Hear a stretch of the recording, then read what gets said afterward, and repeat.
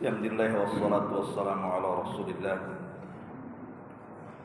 wa ala alihi wa sahbihi wa mawalah wa la hawla wa la quwwata illa billahi wa ba'd. Alhamdulillah, segala puji dan puji hanya milik Allah Subhanahu wa ta'ala. Salawat dan juga salam kita hadiahkan kepada Rasul kita Nabi besar Muhammad sallallahu alaihi wa ala alihi wasallam. Hadirin dan hadirat yang dimuliakan Allah Subhanahu wa taala, alhamdulillah di pagi ini kembali kita bisa duduk untuk bertalabul ilmi setelah melaksanakan kewajiban Allah, salat subuh berjamaah. Dan tema di pagi hari ini tema ringan saja, tentang amalun yasirun wa ajruhu kabir. Amal yang ringan tetapi memiliki pahala yang besar di sisi Allah Subhanahu wa ta'ala. Ada beberapa hadis yang termuat dalam hadis-hadis tersebut amalan-amalan ringan. Tapi bukan berarti ringannya amal sedikit pula pahala yang didapat. Tapi justru pahala yang akan didapat itu sangat besar sekali. Karena terkadang ringan itu di mata manusia, tapi di mata Allah Subhanahu wa ta'ala sekecil apapun di mata Allah itu besar. Tidak memperpanjang muqaddimah, kita akan membacakan beberapa riwayat. Riwayat yang pertama, Nabi sallallahu alaihi wasallam bersabda, "Man shallal baradaini dakhala al-jannah." Barang siapa yang menjaga dua salat al-baradaini.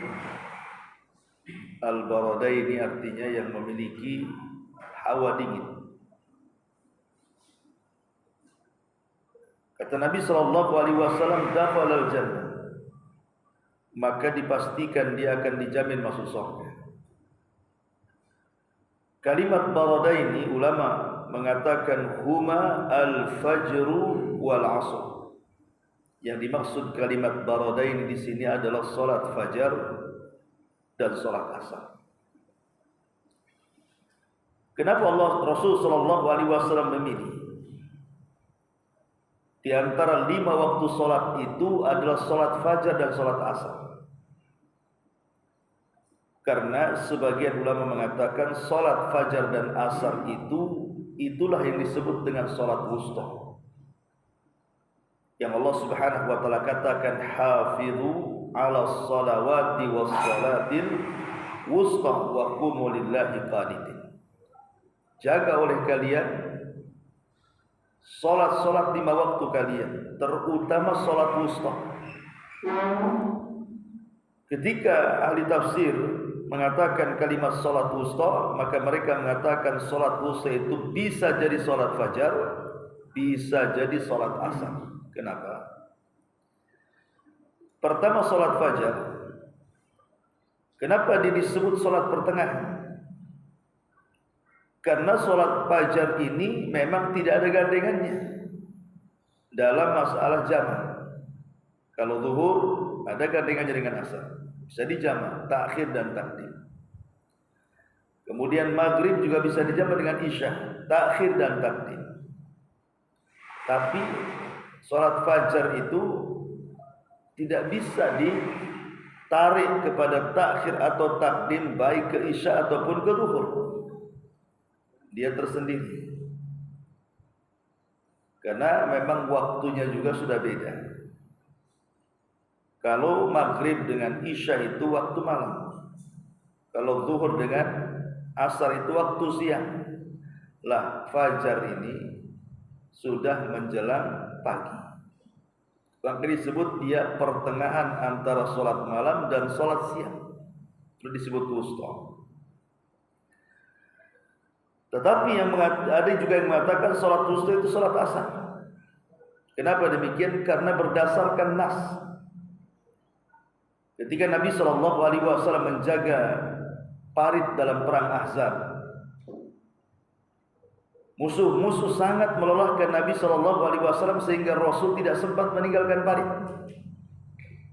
Ketika itu kemudian asar lewat sampai maghrib, musuh terus mengintai dan mau masuk ke dalam parit ataupun meloncati parit.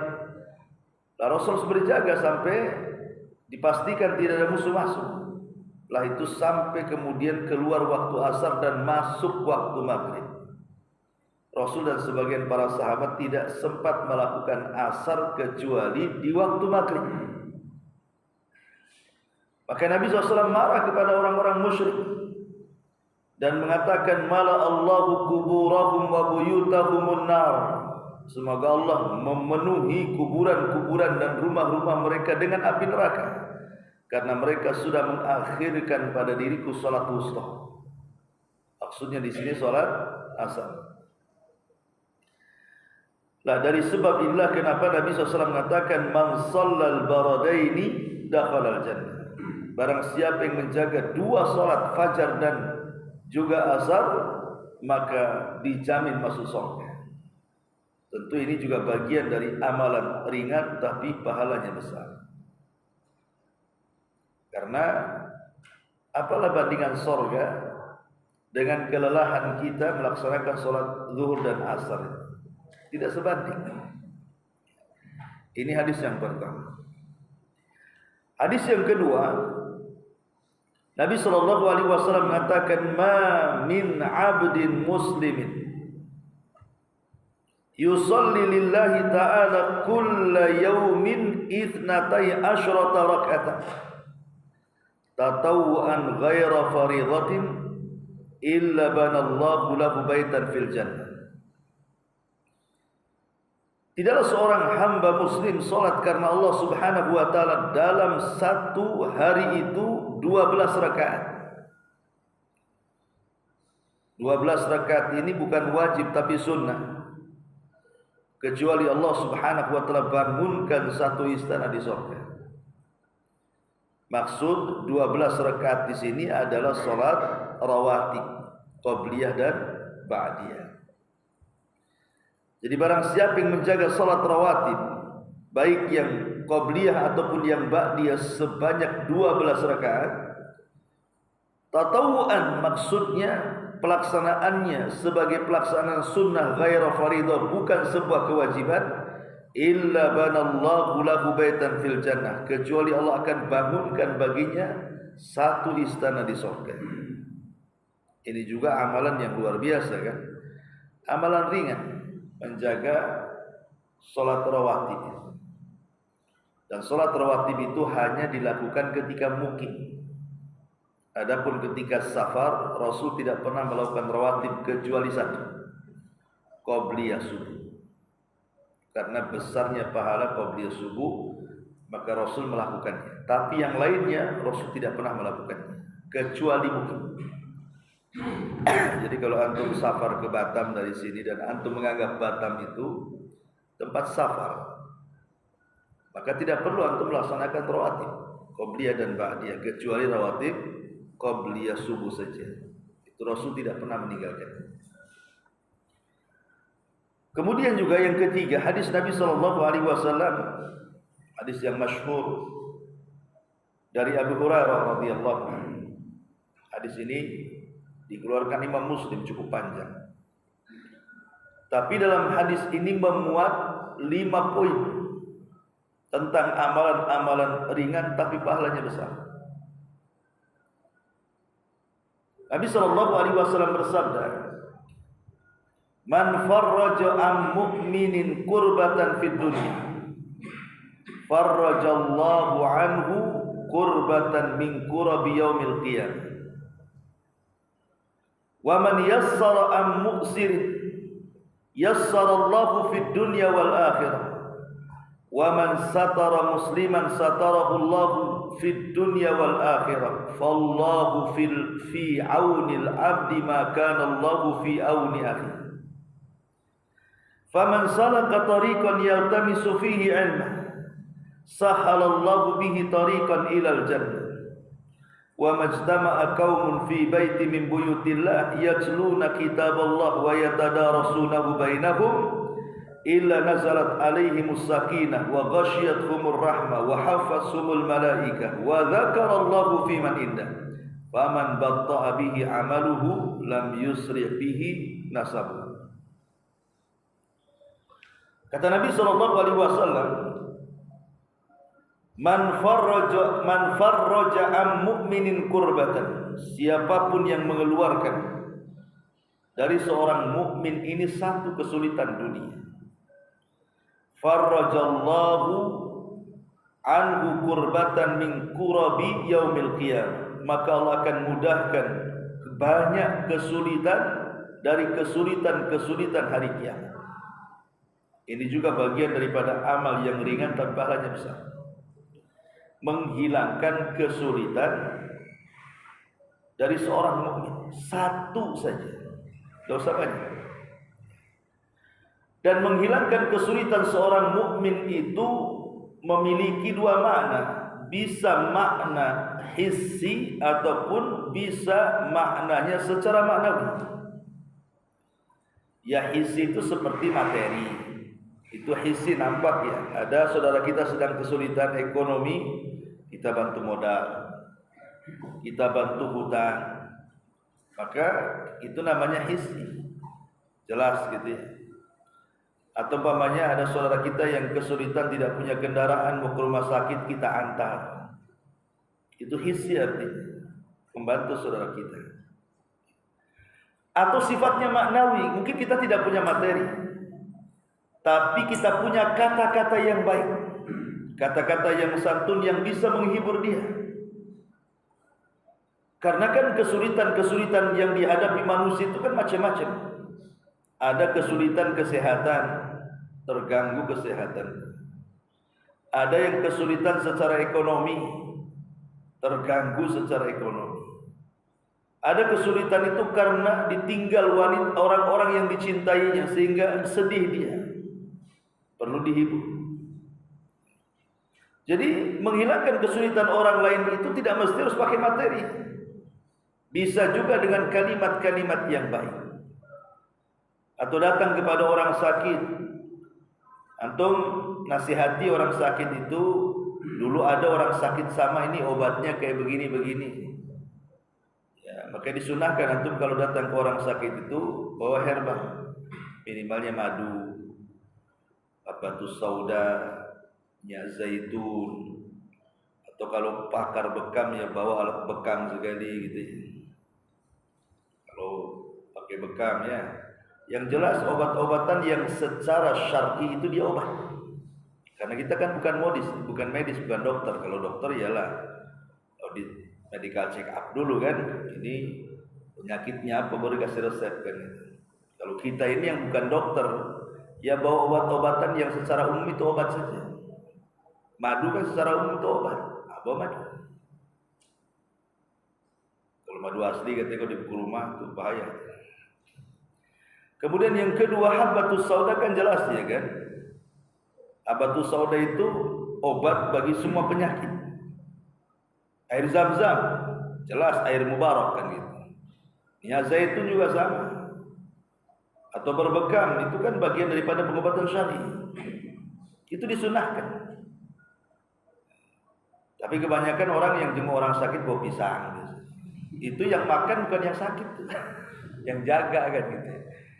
Salad kan gitu ya. Jadi bawalah yang bermanfaat untuk orang sakit. Ya minyak air habatus sauda kan tidak harus ini, atau minyak zam-zam tidak harus 1 drum, ya kan ada kemasan kecil gitu ya. Karena itu bagian, ataupun mungkin tidak punya obat-obatan, tapi antum pandai meruqyah, pandai membaca-baca. Atau kalaupun antum tidak bisa meruqyah, doakan, yang penting berdoa kan, karena kedatangan kita sebenarnya sudah obat bagi dia. Karena banyak orang sakit itu bertambah-tambah sakitnya karena antum tak mau mengunjungi. Udah sakit kuadrat sakitnya, karena merasa hidup sendiri dia. Jadi kedatangan kita itu sudah jadi obat sebenarnya bagi dia. Karena biasanya orang yang mengunjungi orang sakit paling tidak dia akan mengatakan apa? Semoga sembuh penyakit. Kan begitu. Itu kan bagian daripada terapi juga. Jangan-jangan doa itulah yang menyembuhkan dia, bukan obat yang dia makan. Kita tidak tahu penyembuh itu dari mana. Makanya terpenting adalah bagaimana kita menghilangkan satu kesulitan, tapi lihat bagaimana balasannya. Allah Rasulullah SAW mengatakan, "Farrajallahu anhu kurbatan min kurabi yaumil qiyamah." Maka Allah Subhanahu wa taala akan menghilangkan banyak kesulitan dari kesulitan-kesulitan hari kiamat. Satu kesulitan yang kita hilangkan dari seorang mukmin, tapi balasannya banyak kesulitan yang Allah akan hilangkan pada hari kiamat. Kan enggak balance nih, kawan. Satu kesulitan dibalas dengan banyak kesulitan yang kita akan hadapi, kemudian Allah hilangkan. Itu satu sisi. Di sisi lain, kesulitan akhirat itu jangan bisa dibayangkan. Nggak bisa dibayangkan kesulitan akhirat seperti apa. Kalau kesulitan dunia bisa kita bayangkan, paling tinggi kematian lah. Tapi kesulitan akhirat siapa yang bisa membayangkan? Bagaimana manusia dibangkitkan, bagaimana manusia dihisab, bagaimana manusia ditimbang, bagaimana manusia diseberangkan di titian dan begitu seterusnya. Nggak bisa kita bayangkan sulitnya kehidupan akhirat itu. Tetapi Allah Subhanahu wa taala Maha Adil. Sesulit apapun kesulitan-kesulitan akhirat, Allah Subhanahu wa taala akan janjikan kepada kita akan dihilangkan kalau kita menghilangkan kesulitan saudara kita walaupun satu kesulitan. Bagaimana kalau banyak kesulitan kita hilangkan? Tidak dengan materi, tidak dengan lisan, hiburan dan begitu seterusnya kan gitu. Seperti antum takziah. Ada orang kena musibah. Takziah itu apa artinya? Memberikan nasihat kesabaran. Jadi kalau ada umpamanya tetangga kena musibah, ada orang-orang yang dicintainya meninggal dunia, entah mungkin meninggal suaminya, atau ditinggal mati istrinya, kan gitu ya.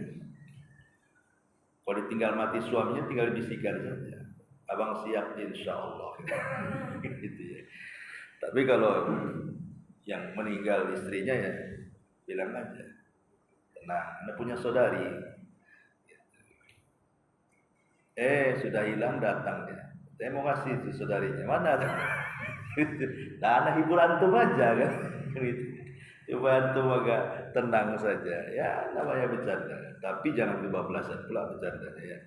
Ini yang pertama. Yang kedua, kata Nabi SAW, "Wa man yassara am mu'sir."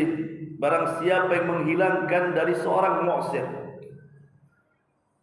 Di sini Nabi SAW menggunakan nakirah, menggunakan tanwin mu'sir.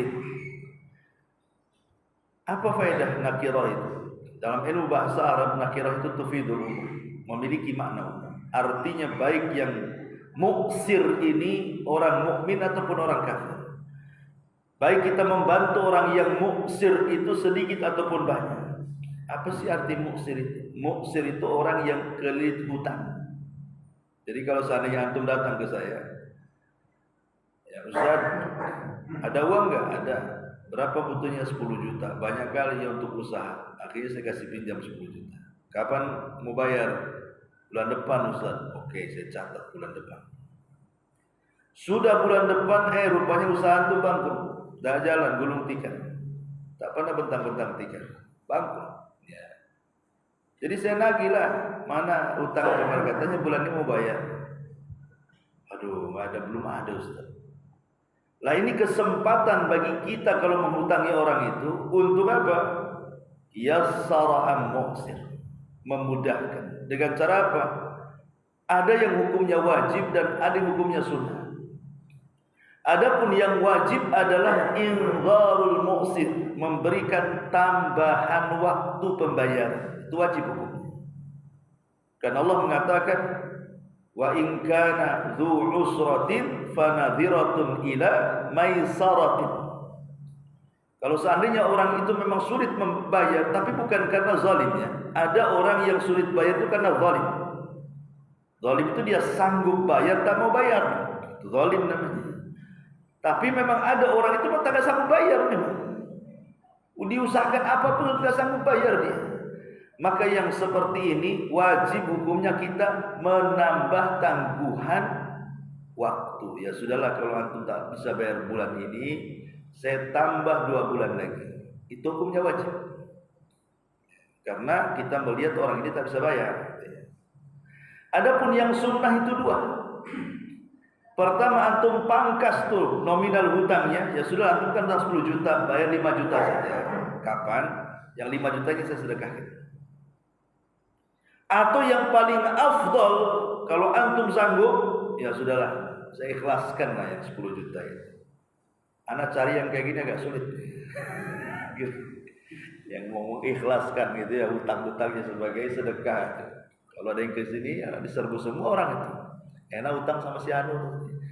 Katanya hutang waktu tetap dibebasin gitu. Nah ini kalau bisa kita melakukan yang ketiga ini, membebaskan semua hutang, ini paling afdol amalan seperti ini.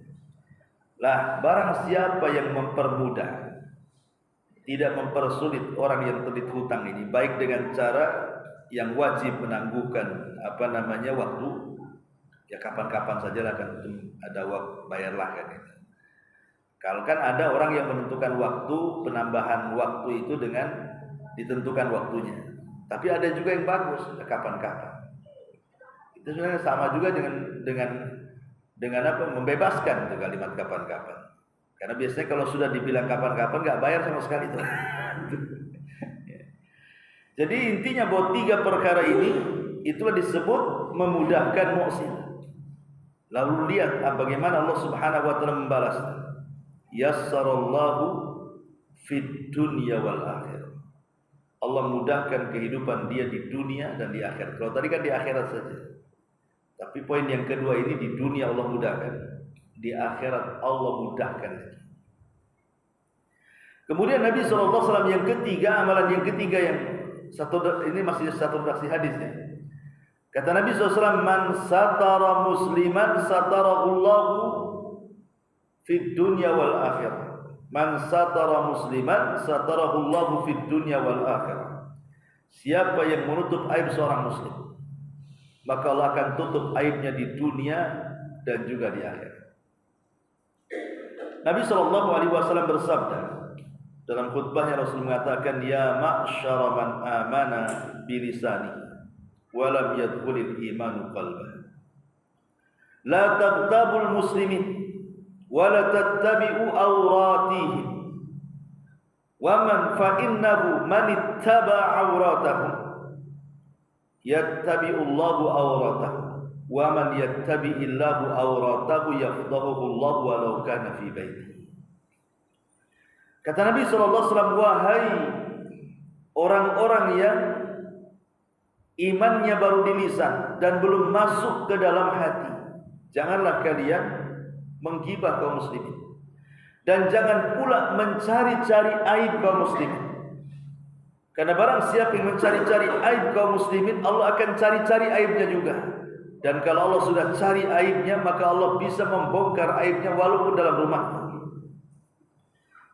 Dari sini amalan yang ketiga dalam satu redaksi hadis ini adalah dengan cara menutup aib saudara kita. Ikhwan, tidak ada manusia yang baik 100% atau yang jahat 100%. Tidak ada. Sejahat-jahatnya iblis itu, dia masih ada manfaatnya untuk kita. Karena Allah ketika menciptakan makhluk itu tidak ada yang keburukannya 100%. Sebagaimana tidak ada juga makhluk yang Allah ciptakan kebaikannya 100%. Pasti di balik kebaikan itu ada keburukan, di balik keburukan itu ada kebaikan. Maknanya kita ini pasti memiliki banyak kesalahan. Begitu juga saudara kita pasti banyak memiliki kesalahan, sebaik apapun dia. Lah karena masing-masing manusia itu punya aib masing-masing, maka jangan mencoba membongkar aib orang, karena kita juga punya aib. Makanya ada istilah para ulama, kama tadinu tudan. Sebagaimana kita ini memperlakukan manusia seperti itu, maka Allah akan perlakukan hal yang sama, bahkan lebih. Jadi kalau kita menzalimi orang, Allah akan datangkan orang menzalimi kita. Kalau kita menggibah orang, Allah akan datangkan orang yang menggibah kita. Kalau kita menyakiti dan membongkar aib orang, maka Allah akan datangkan orang-orang yang akan membongkar aib kita, setara atau mungkin lebih. Di luar atau dalam rumah, semua akan dibongkar oleh Allah Subhanahu wa taala. Karena Allah, sebenarnya Allah itu sitir, kan? Sitir itu artinya nama dari nama-nama Allah. Itu adalah sitir. Tidak ada dalam Quran tapi ada dalam hadis. Innallaha hayyun sitir. Allah itu zat yang maha malu lagi maha sitir, maha penghalang aib-aib manusia. Kalau bukan karena Allah menghalangi aib kita di mata-mata manusia, tentu kita ini akan malu.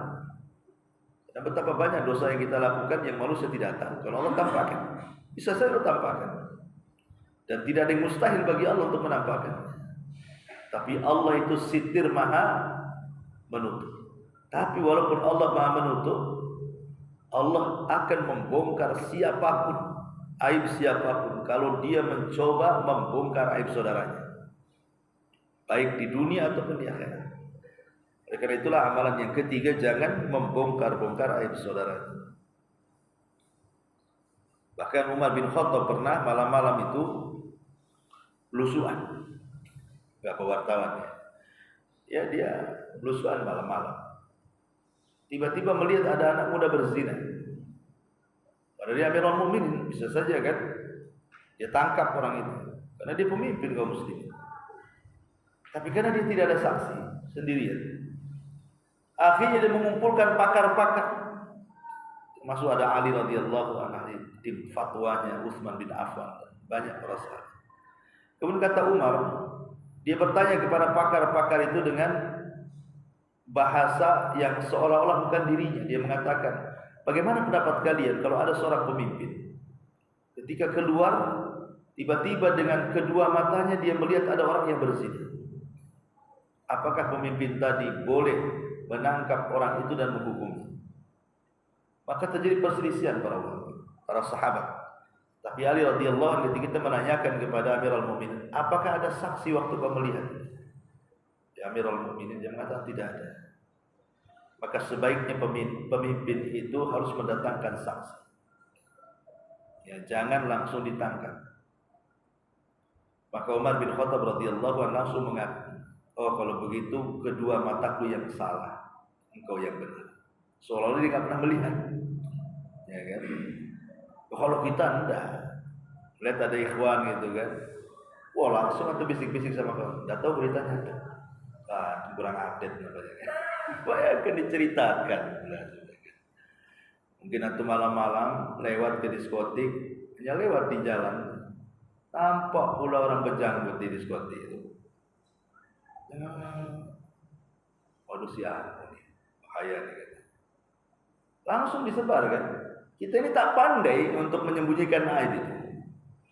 Padahal kita wajib menyembunyikan aib. Kalau bisa kita katakan kadzaba aini. Ini mataku yang dusta ini, bukan si dia. Itu preman berjanggut wajar lah kan itu. Dia sangar. Jadi kalau bisa itu kita katakan seperti karena Isa bin Maryam, Isa ibn Maryam dalam Athar itu dia mengejar pencuri. Jelas-jelas kedua matanya melihat dia mencuri. Dikejar sama dia, ketangkap lagi. Kemudian ditanya, apakah kau mencuri? Wallahi aku tidak mencuri, bersumpah dia, padahal dusta. Tapi Isa melihat sumpahnya, dia mengatakan shadaqta wa kadzaba, ini kau benar, mataku yang tersilap. Maksud dilepas untuk menutup aib, karena kan saksi masalahnya kan.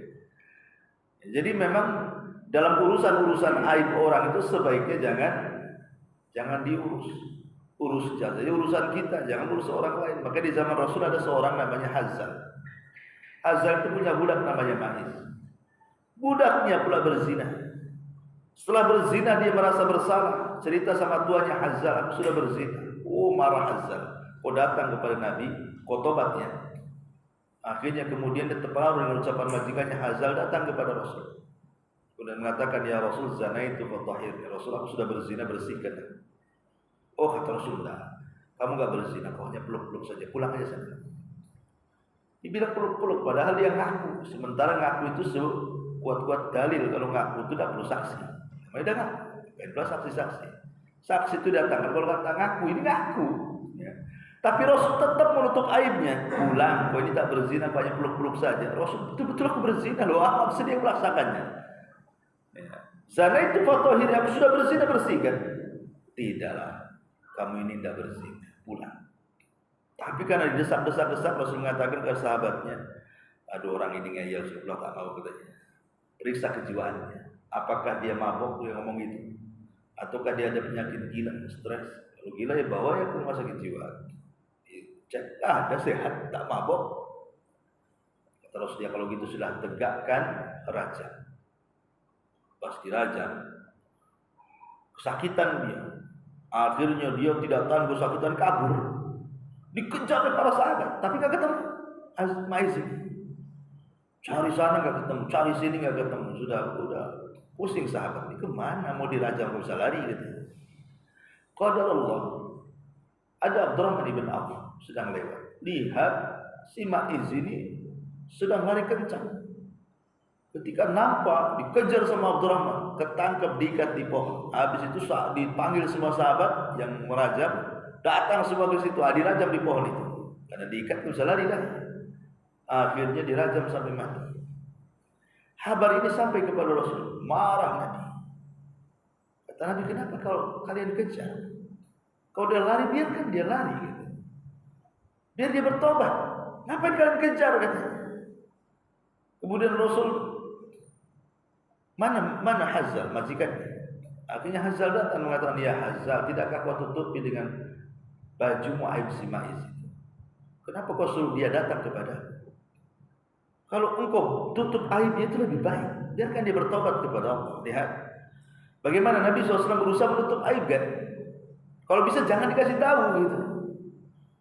Kalaupun memang kita tahu, nasihati saja supaya dia bertobat. Sebab kalau hukuman itu sudah sampai di hakim, maka tidak bisa dibatalkan. Dalam Islam itu kalau sebuah kriminal sudah di tangan hakim, maka tidak bisa dibatalkan atau dimintai supaya diringankan hukumannya. Tidak boleh dalam Islam. Seperti ada kasus anak seorang pejabat perempuan mencuri yang sampai kepada had al-qata, diputus tangannya. Akhirnya kemudian karena ini anak pejabat, kasihan masa dipotong tangannya gitu.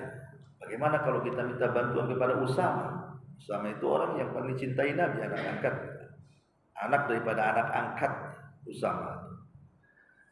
Datang mereka kepada Usama, bisa nggak ngomong sama Nabi? Jangan dipotong tangannya. Kasihlah hukuman yang lain, tapi jangan dipotong tangannya, kasihan. Maka Usama mencoba untuk meringankan hukuman, tapi Rasul marah dan mengatakan, ya Usama, hancurnya umat sebelum kalian itu.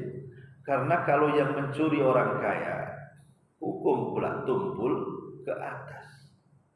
Tapi kalau yang mencuri orang miskin, tajam pula ke bawah. Kata Rasul, itulah hancurnya umat dulu. Dan ini sudah ada di negeri kita. Ya, kalau sudah, kita lihatlah orang mencuri kayu aja, sudah tua hukumannya puluhan tahun kan. Koruptor ya senang-senang aja diponis kadang-kadang 5 tahun penjara, nanti kena remisi ujungnya setahun. Jadi ya memang begitulah memang dari ini penyakit umat itu. Kemudian kata Nabi SAW yang keempat, masih dalam satu redaksi hadis ini. Yang keempat, man salaka tariqan yaltamisu fihi ilman sahhalallahu bihi tariqan ilal jannah. Barang siapa yang berjalan, ya jalan itu bisa jalan kaki, bisa pakai kendaraan. Yaltamis, iltimas itu artinya seperti orang buta mencari-cari barang. Itu bahasa Arabnya iltamasan.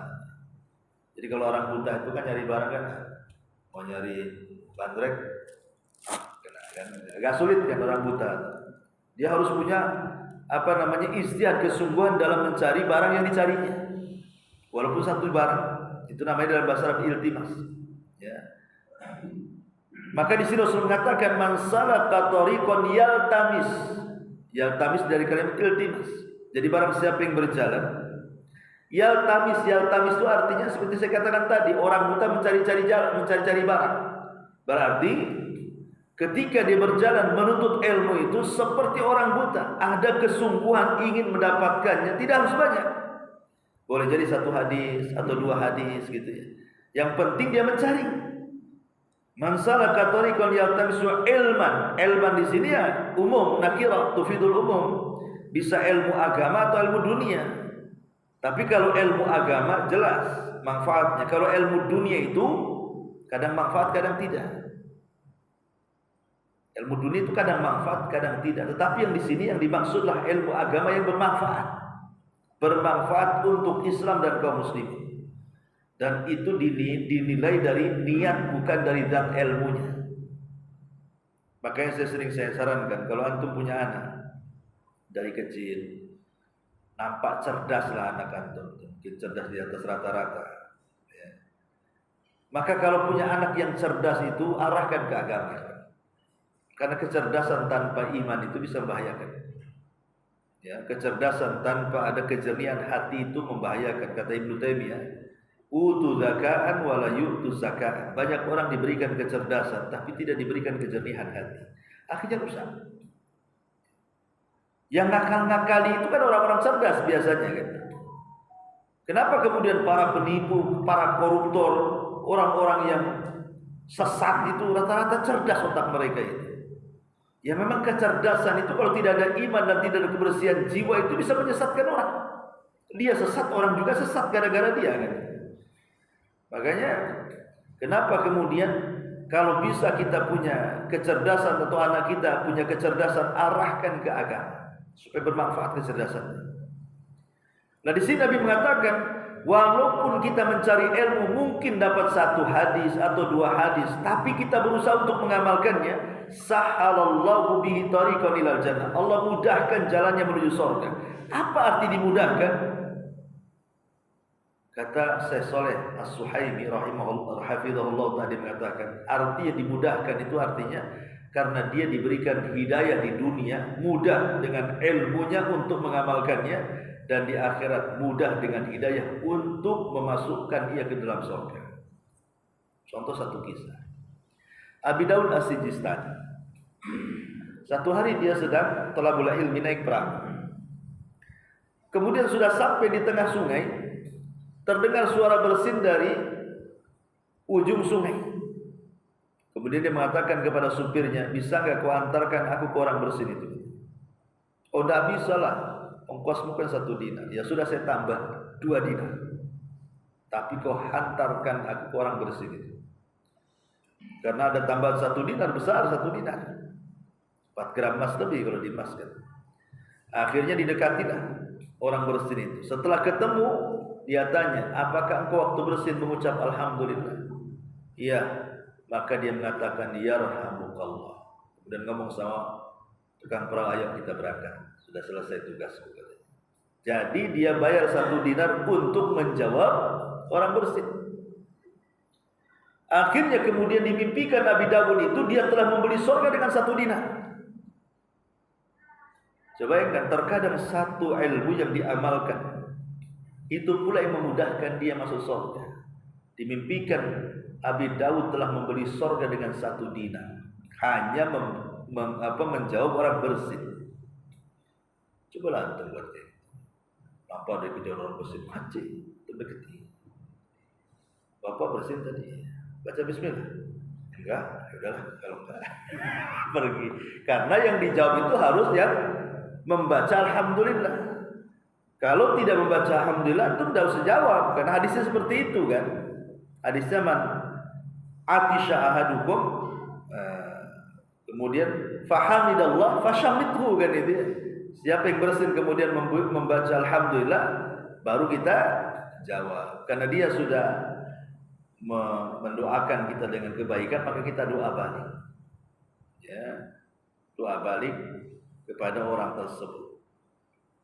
Intinya bahwa bagaimana Abi Daud berusaha mengamalkan 1 hadis, tapi dimimpikan baginya dengan 1 dirham dia telah beri surga. Atau contoh umpamanya kisah Imam Sibawai. Imam Sibawai kan dia ulama pakar bahasa. Ya. Kalau bahasa-bahasa terkenal Imam Sibawai. Ketika dia bermimpi, dia dipanggil oleh Allah Subhanahu wa taala. Kemudian setelah dipanggil dia pun senyum. Kemudian dikatakan kepada Sibawayh, ma fa'alallahu bik, apa yang telah Allah lakukan kepada. Kata Imam Sibawayh, ghafarali rabbi, Allah telah mengampuni dosa-dosa.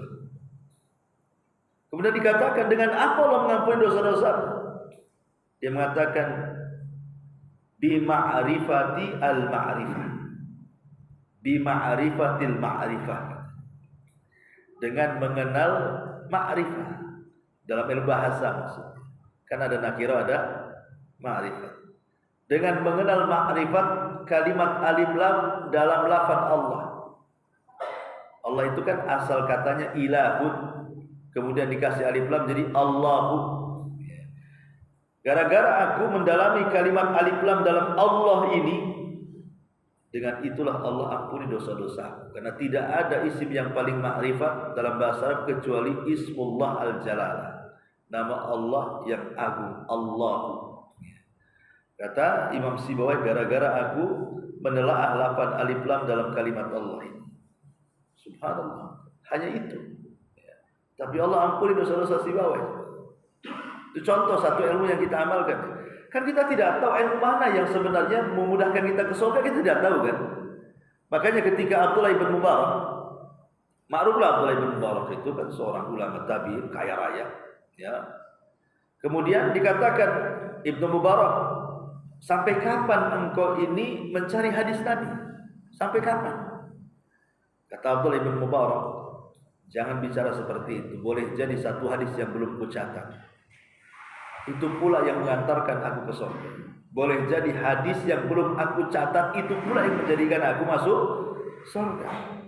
Jadi kita tidak tahu di majelis mana yang menjadikan kita ini mudah masuk surga kan. Kita tidak tahu di pengajian, apakah di pengajian sekarang atau mungkin pengajian bulan depan yang belum terjadi. Kita tidak tahu kan itu. Itulah perkataan Ibnu Mubarak, yang penting hadir. Yang penting hadir saja. Hadir itu kan tidak mesti harus punya pengetahuan, dapat ilmu, tidak. Kadang-kadang ulama itu hadir di majelis taklim karena mencari berkahnya di situ. Seperti kalau antum pernah umroh gitu kan, di Masjid Nabawi itu banyak halakoh-halakoh itu. Terkadang yang duduk itu, yang duduk lebih cerdas dibandingkan yang menyampaikan ceramah. Kadang yang duduk itu sudah profesor-profesor tuh, yang ini belum apa-apa yang mengisi ceramah itu. Tapi kenapa mereka duduk pada pengetahuan mereka lebih lincah, lebih luar biasa? Ya kalau kita ini kadang-kadang ini yang pilih-pilih ustaz kan, ini yang ngisi nggak beres, alas lah gitu. Kadang-kadang pilih ustaz kan. Padahal sebenarnya ustaz siapapun selama dia ahli sunnah wal jamaah, apa salahnya duduk di situ mencari berkahnya kan? Bukan mencari ilmunya, mencari berkahnya di situ. Nah ini juga kalau seperti itu Allah akan mudahkan jalannya menuju surga. Dan yang terakhir dalam hadis adalah keutamaan orang duduk di masjid dan membaca Quran kemudian merenungkannya, maka datang malaikat kepada kita, pertama membawa ketenangan, yang kedua membawa rahmat Allah, yang ketiga mendoakan ampunan akan dosa-dosa kita, dan yang keempat nama-nama kita akan disebut-sebut Allah di hadapan makhluk yang ada di langit sana. Hanya datang ke masjid, ambil Quran, baca, apalagi sampai mempelajari tafsirnya, maka akan diliputi banyak ketenangan, rahmat dan berkah. Bahkan nama kita pula disebut-sebut di langit. Ini kan namanya apa? Amalan-amalan ringan tapi memiliki pahala besar. Dan banyak lagi ya. 3 hadis saja masih 20 hadis saya catat. Tapi jam berapa nih kalau 20 hadis kita terangkan? Kayaknya nggak sarapan kita ya. Mungkin ini saja. Subhanallah bihamdika, asyhadu an la ilaha illa anta, astaghfiruka wa atubu ilaik. Allahu ta'ala alam. Assalamualaikum warahmatullahi wabarakatuh.